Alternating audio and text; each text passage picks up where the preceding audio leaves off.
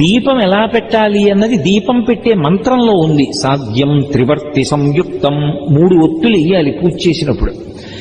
3 జ్యోతులు వెలుగుతూ ఉండాలి పూజ జరుగుతూ ఉండగా.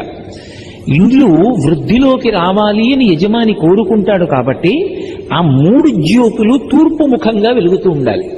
ఇంకొక ముఖాన్ని చూడకూడదు, తూర్పు ముఖంగా వెలగాలి 3 జ్యోతులు. వెలుగుతున్నప్పుడు దీపం వెలిగించగానే అది మంగళ దీపం, అది ఈశ్వర స్వరూపం, బ్రహ్మ విష్ణు మహేశ్వరు